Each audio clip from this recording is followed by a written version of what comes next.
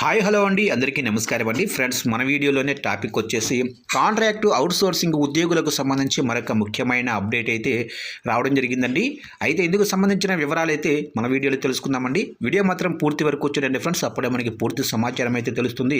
అలాగే ఒక లైక్ చేయండి ఫ్రెండ్స్. లైక్ చేయడం వల్ల మనకు తెలిసిన ఇన్ఫర్మేషన్ ఇంకొంతమందికి అయితే తెలిసే అవకాశం ఉంటుంది. ఖచ్చితంగా లైక్ చేసి ఇలాంటి మరిన్ని అప్డేట్స్ కోసం ఇప్పుడే మన ఛానల్ని సబ్స్క్రైబ్ అయితే చేసి ఫాలో చేయండి ఫ్రెండ్స్. ఇక లేట్ చేయకుండా టాపిక్లోకి వెళ్ళిపోదాము. ఇక రాష్ట్రంలోనే ప్రభుత్వ ఉద్యోగులకు కోటి ప్రమాద బీమా పథకంపై ఉద్యోగులు సహా ఉద్యోగ సంఘాల నేతలు మండిపడుతున్నారు.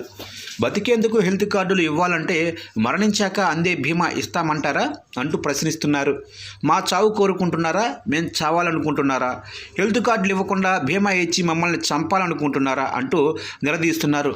మాలో ఎవరడిగారని ప్రమాద బీమా ప్రకటించారని ఆక్రోశం వ్యక్తం చేస్తున్నారు. ఇదేం విధానం, ఇదేం పద్ధతి అంటూ సర్కారు తీరును తప్పుపడుతున్నారు. చచ్చిన తర్వాత ఇచ్చేది మాకెందుకు, బతుకున్నప్పుడు ఇచ్చే హెల్త్ కార్డుల గురించి తేల్చండి అంటూ సర్కారును డిమాండ్ చేస్తున్నారు.